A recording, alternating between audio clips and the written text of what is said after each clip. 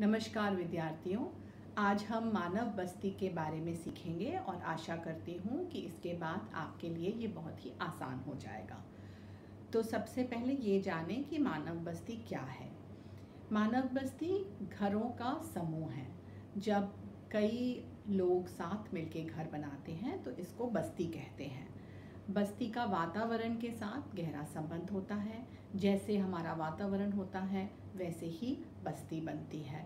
जहाँ पर बाढ़ आती है वहाँ लोग पास पास रहते हैं बाढ़ से बचने के लिए।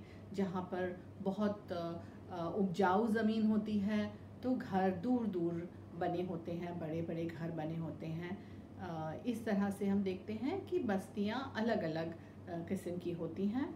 बस्तियाँ एक जैसी नहीं रहती हैं, ये समय के साथ बदलती रहती हैं। अगर लोग बस्ती में ज़्यादा आते गए और यहाँ पर घर बनाते गए तो बस्ती बढ़ जाती है। कई बार किसी कारण से लोग चले भी जाते हैं तो ये बस्ती छोटी हो जाती है, एक जैसी नहीं रहती है। तो अब हम देखें कि बस्ती कितने वर्ग की होती है। बस्ती ज़्यादातर दो वर्ग की होती है, एक तो ग्रामीण बस्ती और दूसरी नगर या शहर। तो ग्रामीण बस्ती को किसको हम ग्रामीण बस्ती कहेंगे? सबसे पहले तो ग्रामीण बस्ती में जनसंख्या छोटी होती है। अलग अलग देशों की भी जनसंख्या बड़ी या छोटी होती है। तो जिस देश की जनसंख्या बड़ी होती है उस हिसाब से उनकी ग्रामीण बस्ती की भी जनसंख्या बड़ी होती है। जैसे आप भारत देख लें या जापान देख लें, यहाँ पर बड़े समूह के लोग रहते हैं। तो यहाँ की जो गांव होते हैं, जो ग्रामीण बस्तियाँ होती हैं वो बड़ी होती हैं। इसमें 5,000 तक के भी लोग रह सकते हैं। लेकिन अगर किसी देश का जन समूह बहुत कम हो, जैसे कि हम देखें कनाडा या हम स्वीडन, तो यहाँ पर बहुत कम लोग रहते हैं, वैसे भी कम लोग रहते हैं। तो 100-200 लोगों का भी एक गांव बसा जा सकता है। तो जन समूह कम होता है गांव में, लेकिन कितना कम या कितना ज़्यादा ये देश पर निर्भर है। दूसरी चीज़ हम देखते हैं कि यहाँ पर किस प्रकार का काम करते हैं लोग। गांव में देखा जाता है कि ज़्यादातर लोग प्राथमिक गतिविधियाँ ही करते हैं, जैसे कि खेती बाड़ी। कोई लोग मछुआरे होते हैं, कोई लोग हम देखते हैं कि खान में काम करते हैं, कोई जंगल में काम करते हैं। गांव में इस तरह की गतिविधियां होती हैं। पर हमें आजकल ये भी देखा जा सकता है कि कई बार शहरों के बाहर जो छोटे छोटे गांव बसते हैं वहाँ लोग आके रहने लगते हैं। काम तो शहर में करते हैं लेकिन रहते गांव में हैं। इस तरह के गांव को उपनगरी भी कहा जा सकता है। तीसरी चीज़ हम देखते हैं कि गांव में किस तरह के हमें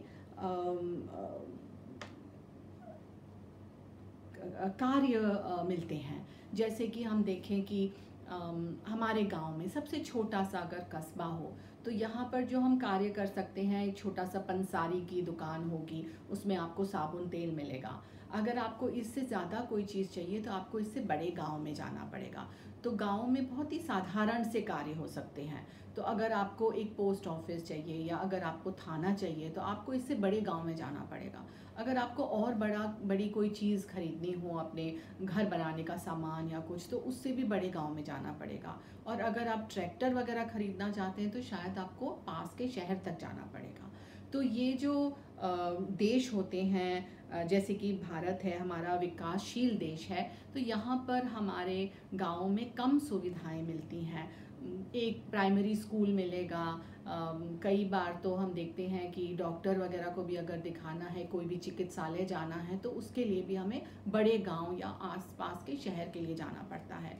लेकिन अगर हम देखें कि अगर हम USA या इंग्लैंड या कोई भी इस तरह के देशों को देखें जो देश विकसित हैं, वहाँ पर छोटे छोटे गाँव में भी अलग अलग किस्म की हमको सुविधाएं मिलती हैं। यहाँ पर स्कूल भी कई प्रकार के होते हैं। कई बार तो पेट्रोल स्टेशन भी गांव में होता है, क्योंकि यहाँ के लोग ज़्यादातर सब जगह गाड़ी से जाते हैं।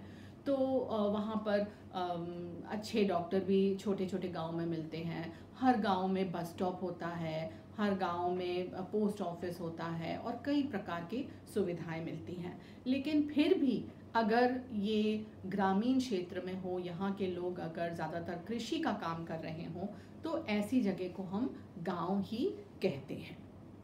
अब दूसरी प्रकार से हम देखें कि भाई गांव क्यों बसते हैं या कहाँ बसते हैं, तो गांव के बसने के कारण कई हैं।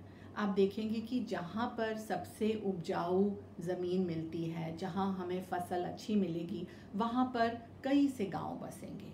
और सबसे महत्वपूर्ण चीज़ है पानी।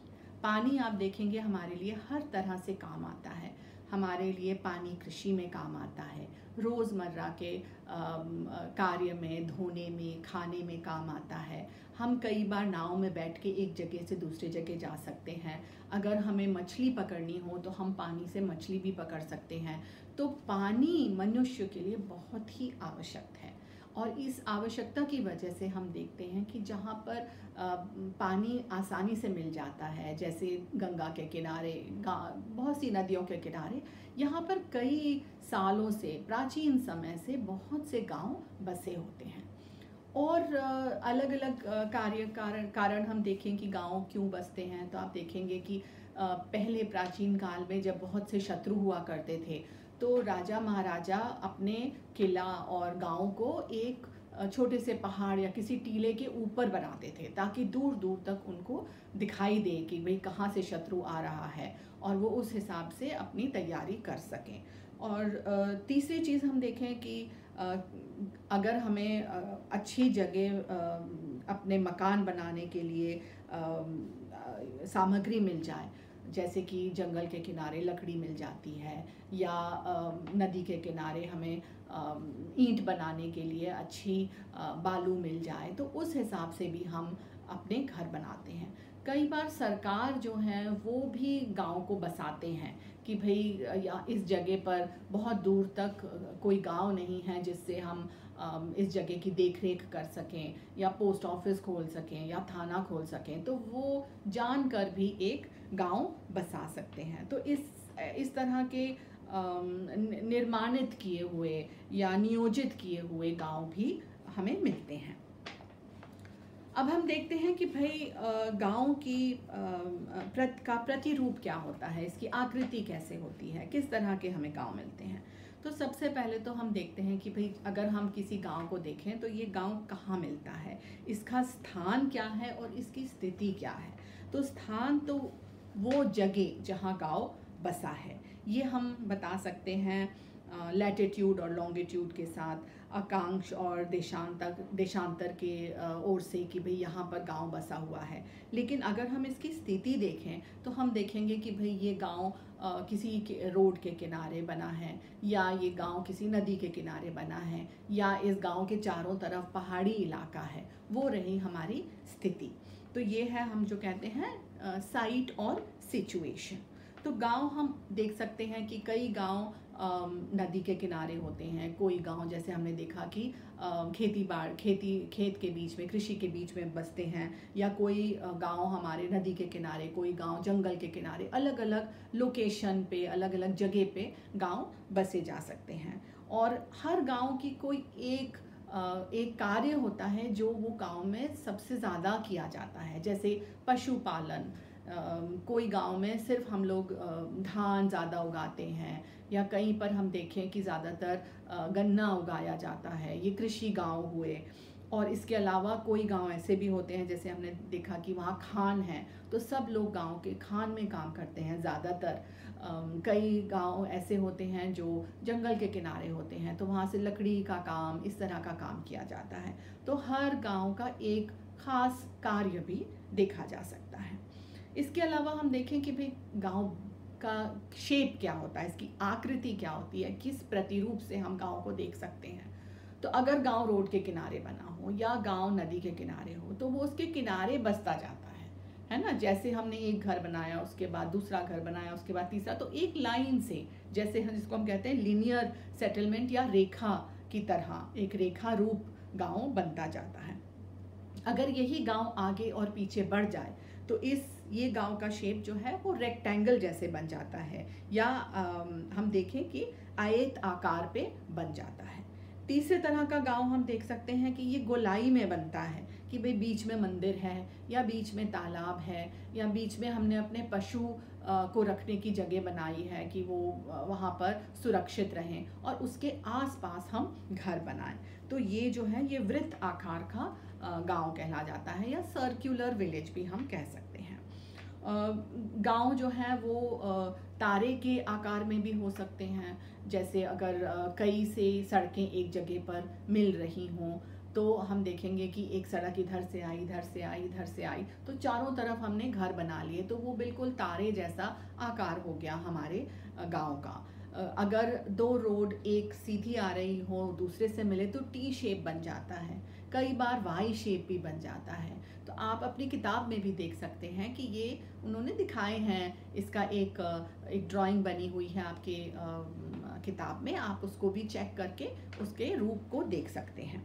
इसके अलावा कई बार जैसे हम कह रहे थे कि भाई एक सड़क है या एक नदी है, उसके इस तरफ और उस तरफ दोनों तरफ गांव बस जाता है, तो ये कैसा गांव हुआ? ये हुआ दोहरा गांव, डबल विलेज, कि इधर भी है और उधर भी है। और बीच में हम देखते हैं कि कई बार जैसे नदी हो तो उसमें छोटे छोटे पुल बन जाते हैं कि लोग यहाँ से वहाँ जा सके। अब गांव में हम देखते हैं कि कई समस्याएं भी होती हैं, लोगों को कई संकट उठाने पड़ते हैं। सबसे बड़ी समस्या गांव की है पानी। आप देखेंगे कि बहुत गांव में ये समस्या इस तरह से होती है कि बारिश के मौसम में बहुत पानी पड़ता है, बहुत पानी गिरता है, पर जब तक गर्मी आती है तब तक पानी की बहुत दिक्कत होती है और कई बार लोगों को कई मील चल के जाना पड़ता है पानी लेने के लिए। राजस्थान और गुजरात में तो बहुत ही दिक्कत होती है और कई साल गुजर जाते हैं जब लोगों को पानी लेने के लिए दूर दूर तक जाना पड़ता है। इसके अलावा आप देखेंगे कि जब बारिश गिरती है तो कई जगहों पे जैसे आसाम या बंगाल है, वहाँ हर साल बाढ़ आती है, तूफान आते हैं, बाढ़ आती है और गांव के गांव जो हैं पानी में बह जाते हैं। तो ये एक बहुत बड़ी समस्या है गांव की। गांव के घर भी जो हम देखते हैं कि कच्चे मिट्टी के बने होते हैं, छप्पड़ की छत होती है, तो जब भी किसी प्रकार के पानी, ज़्यादा पानी या आंधी या तूफ़ान जैसी कोई चीज़ हमारे वातावरण में आती है तो ये घर जो है ढह जाते हैं और लोगों को बहुत दिक्कत होती है। बारिश ना गिरने से अकाल पड़ता है, जो भी हमने अपने गांव में फसल बोई होती है वो सब सूख जाती है और लोगों के पास खाने तक को भी नहीं होता है। हम देखते हैं कि गांव में ज़्यादा सुविधाएं भी नहीं मिलती हैं हमें। कई बार एक प्राइमरी स्कूल होता है, मुश्किल से अगर हमें उससे ज़्यादा पढ़ना है तो बड़े गांव जाना पड़ता है, कॉलेज वगैरह जाना है तो शहरों में जाना पड़ता है। तो ये भी एक बहुत बड़ी समस्या है गांव की कि बच्चों को शिक्षित नहीं कर पाते हैं हम गांव में। और इसके अलावा हम देखते हैं कि गांव में चिकित्सालय भी नहीं होते हैं। इसके लिए अगर हमें कोई किसी तरह की बीमारी हो, टीबी जैसे बीमारी बहुत होती है गांव में, लेकिन अगर हमें इलाज करना पड़े तो हमें बड़े शहर जाना पड़ता है, बहुत पैसे खर्च करने पड़ते हैं। तो ये ज़्यादातर हम देखते हैं कि भारत जैसे विकासशील देशों में समस्याएं होती हैं, लेकिन जो देश अमीर देश हैं, जो देश विकसित देश हैं, उसमें ये समस्या कम दिखाई पड़ती है। हम देखते हैं कि लोगों के पास ज़्यादा सुविधाएं होती हैं, गांव में रहने से भी वो बहुत हर तरह से संतुष्ट रहते हैं। अब हम चलते हैं नगरों की तरफ। अब हम देख रहे हैं कि पूरे दुनिया में जो नगर की संख्याएं हैं वो तेज़ी से बढ़ती जा रही हैं। अगर हम देखें कि सन 1800 में 10 लाख वाले शहर केवल पूरी दुनिया में 3 थे। 100 सालों में मतलब सन 1900 में ये बढ़कर 14 हो गए। लेकिन ये जो पिछले 100 साल अगर हम देखें कि अब सन 2000 तक यही 10 लाख नगरियां हो गई हैं। तो इससे हमें साफ पता चलता है कि लोग गांव छोड़ के शहर की तरफ ज़्यादा बढ़ रहे हैं और शहर की जनसंख्या तेज़ी से बढ़ती जा रही है। तो अब जैसे हमने देखा कि गांव किसे कहते हैं, उसी तरह हम देखेंगे कि भाई शहर किसे कहते हैं, हम कब कह सकते हैं कि ये मानव बस्ती एक शहर है। तो सबसे पहले जनसंख्या। तो जैसे हमने कहा कि भारत में अगर 5,000 से कम की जनसंख्या हो तो वो गांव हुआ, तो 5,000 से ज़्यादा की जनसंख्या हो तो वो शहर कहलाएगा या नगर कहलाएगा। और इसके अलावा इसका जो जनसंख्या घनत्व जो होता है, जिसे हम कहते हैं डेंसिटी ऑफ पॉपुलेशन, ये भी 400 व्यक्ति प्रति वर्ग किलोमीटर से ज़्यादा होनी चाहिए। अगर बहुत ही दूर दूर लोग रहते हों तो ये शहर नहीं कहला सकते, इसे नगर नहीं कहला सकते हम। और जैसे हमने देखा कि कुछ देशों में जहाँ पर जनसंख्या ज़्यादा होती है, शहरों की भी जनसंख्या ज़्यादा होती है। तो भारत में अगर हम देखें तो हमारे जो शहर हैं उसमें बहुत जनसंख्या है और यहाँ पर लोग पास पास रहते हैं। यहाँ पर जो घनत्व है वो भी, जो डेंसिटी है वो भी 400 से ज़्यादा ही मिलती है, क्योंकि कई लोग पास पास रहते हैं यहाँ पर। और दूसरी चीज़ हम देखें कि यहाँ पर कार्य क्या किया जाता है, तो 75% से ज़्यादा लोगों को गैर कृषि कार्य करना ज़रूरी है अगर इसे नगर कहा जाए, इस बस्ती को नगर कहा जाए। तो गैर कृषि माने जैसे वो किसी उद्योग में काम करते हों या किसी होटल में काम करते हों या रिक्शा चलाते हों, कृषि से जुड़ी हुई कृषि से जुड़ा हुआ काम नहीं होना चाहिए, गैर कृषि काम होना चाहिए अगर ये नगर हो। और आखिर में हम देखते हैं कि यहाँ पर प्रशासन किस प्रकार का है। तो अगर प्रशासन नगर पालिका है या छावनी बोर्ड है, कंटोनमेंट बोर्ड है, इस तरह का प्रशासन है तो ये शहर कहलाएगा और गांव नहीं कहलाएगा। अलग अलग देशों में अलग अलग उनकी परिभाषा होती है कि हम शहर किसे कहते हैं और गांव किसे कहते हैं, लेकिन हम ज़्यादातर अपने ही देश के बारे में बात कर रहे हैं।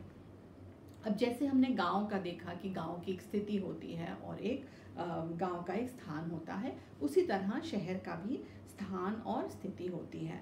और ये जो लोकेशन हम कहते हैं, साइट और सिचुएशन, और ये बहुत ज़रूरी होती है क्योंकि इसी के अनुसार उस गांव में या उस शहर में कार्य भी होते हैं। तो अगर आप देखें कि एक शहर रोड के किनारे हो, हाईवे के किनारे हो या एयरपोर्ट के किनारे हो, तो यहाँ पर जो काम करते हैं लोग, ये कई बार व्यापारिक काम होता है।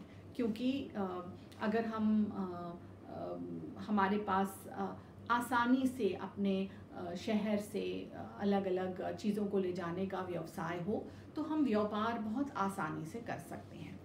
कई शहर हमने देखा कि हमारे देश में आर्मी टाउन्स भी कहलाते हैं, या अगर हम कहें कोई शहर जो है वो पर्यटन के लिए मशहूर होता है, जैसे लोग कश्मीर जाते थे पहले या हिमाचल जाते हैं पर्यटन के लिए।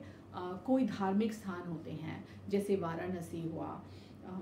जैसे अगर आप देखें कि कुछ स्थान इसलिए बनाए गए हैं कि यहाँ पर प्रशासन बसी हुई है, जैसे नई दिल्ली, ये तो ख़ास तौर पे प्रशासन के लिए ही बनाया गया था कि जब अंग्रेज़ हमारे देश में थे तो उन्होंने नई दिल्ली इसीलिए बसाया कि यहाँ पर अलग अलग बड़ी बड़ी इमारतें बनाई गई ताकि यहाँ से प्रशासन, पूरे देश का प्रशासन किया जा सकता है।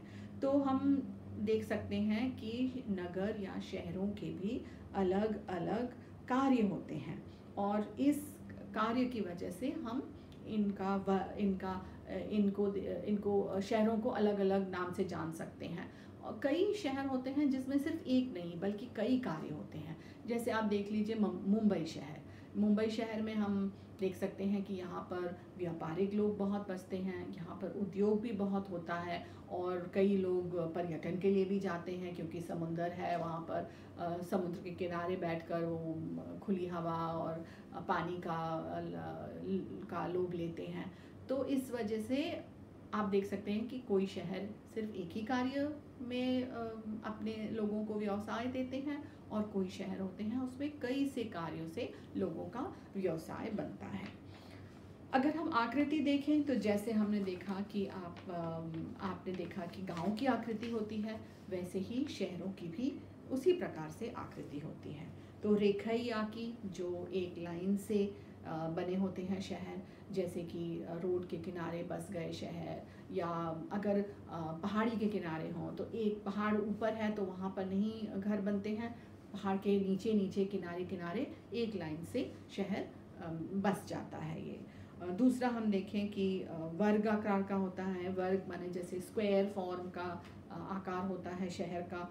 कई आकार जैसे मैं दिखा तारे के आकार के होते हैं, चंद्र आकार का भी कोई शहर देखा जाता है।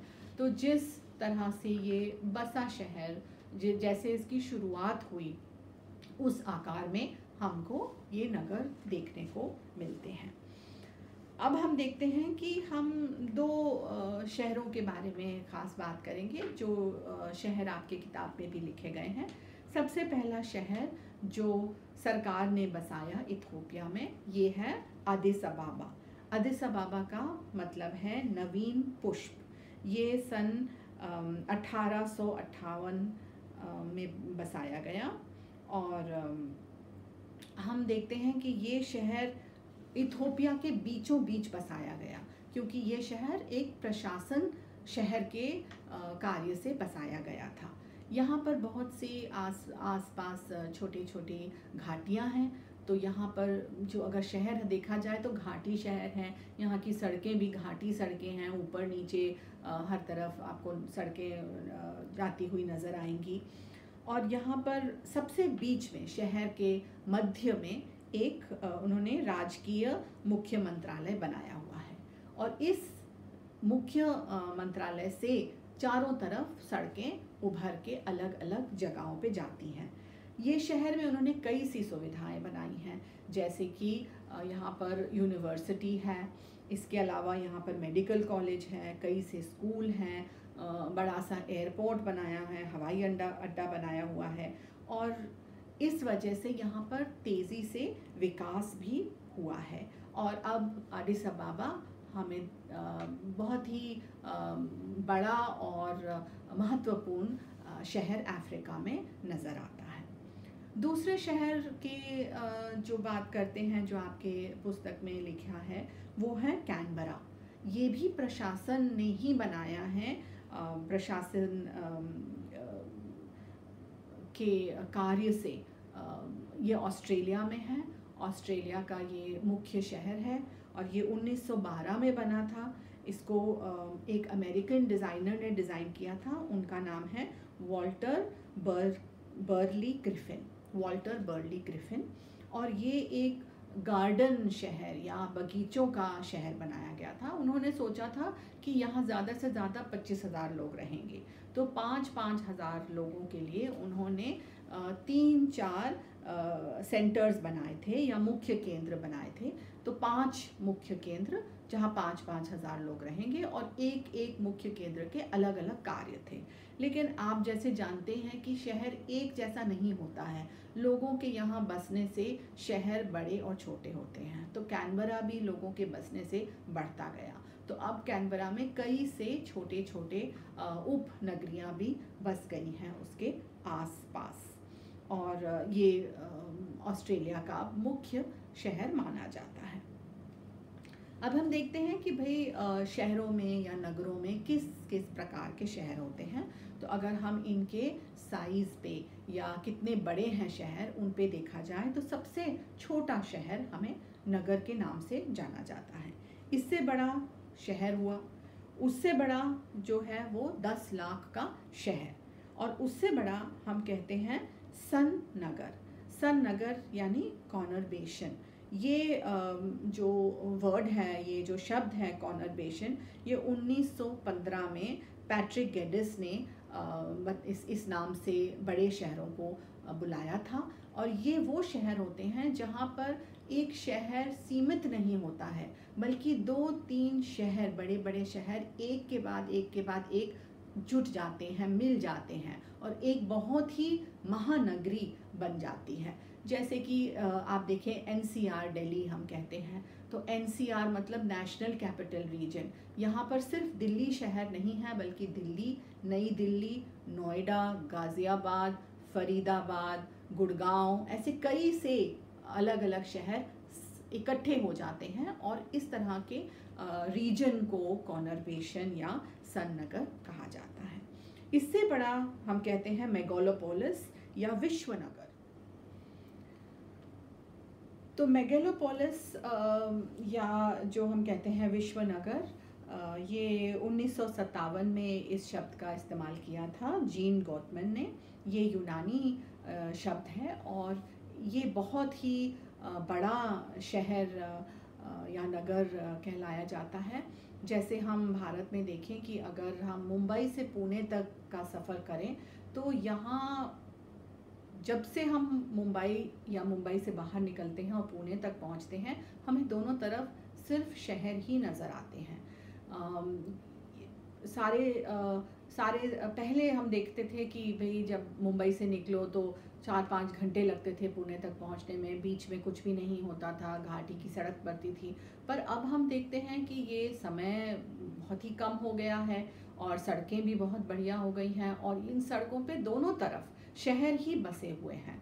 तो एक शहर ही समझ लीजिए, मुंबई से पुणे तक एक ही शहर है और इस तरह के शहर को, बहुत ही बड़े बड़े शहर को, विशाल शहर को हम मेगालोपोलिस कहते हैं। अब जैसे गाँव में समस्याएं होती हैं, आप जानते हैं कि शहरों में भी बहुत सी समस्या होती हैं। विकासशील देशों में तो बहुत ही ज़्यादा समस्याएं होती हैं। सबसे बड़ी समस्या ये है कि विकासशील देशों में लोग गाँव से शहर काम ढूंढने में, व्यवसाय ढूंढने में आते हैं। जब यहाँ पहुँचते हैं तो उनके पास रहने को जगह नहीं होती है, तो वो लोग छोटी छोटी झुग्गी झोपड़ी या बस्तियों में रहने लगते हैं और यहाँ पर बहुत ही दिक्कतें होती हैं क्योंकि यहाँ शौचालय नहीं होती हैं, पानी पीने का पानी नहीं मिलता है और भी किसी काम के लिए पानी की कोई भी व्यवस्था नहीं होती है।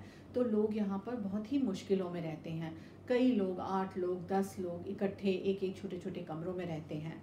इसके अलावा आप देखते हैं कि यहाँ पर व्यवसाय मिलना भी बहुत मुश्किल होता है। शहरों में लोग कई महीने लग जाते हैं, इधर उधर ढूंढते हैं। कई लोग तो फिर अपना ही छोटा सा कोई बिजनेस शुरू कर देते हैं, कुछ बेचने का या कोई कार्यक्रम करने का। और इसके अलावा आप देखते हैं कि यहाँ पर वातावरण में भी बहुत ही प्रॉब्लम्स आते हैं। बड़े बड़े अगर फैक्ट्री हो तो यहाँ पर पानी में भी हर तरह की वातावरण जो है वो उसमें हर तरह के पोल्यूटेंट्स मिलते हैं और फैक्ट्रियों से धुआं निकलता है, तो जो हम सांस लेते हैं वो भी ठीक से नहीं ले सकते। नदी भी इतनी ही ज़्यादा पोल्यूटेड हो जाती है कि इसका पानी भी इस्तेमाल नहीं कर सकते। इसमें जो भी जीवित जो जनजातियां हैं वो भी सब मर जाती हैं। तो शहरों में ये सब बहुत प्रॉब्लम्स होती हैं और दिक्कतें होती हैं। और आप देखते हैं कि जितना देश जितना गरीब हो उतनी ज़्यादा दिक्कतें होती हैं। अगर हम ज़्यादा उन देशों को देखें जो विकसित देश हैं, उनमें आप देख सकते हैं कि रहने का, खाने पीने का और व्यवसाय की भी ज़्यादा प्रबंध होते हैं। तो इस तरह से हमने आज देखा मानव बस्तियाँ क्या होती हैं, इनका रूप क्या होता है, इनके कार्य क्या होते हैं और इनमें क्या क्या हमको दिक्कतें आती हैं। और मैं आशा करती हूँ कि इसके बाद जब आप अपनी पुस्तक पढ़ेंगे तो ये आपके लिए आसान हो जाएगा। धन्यवाद।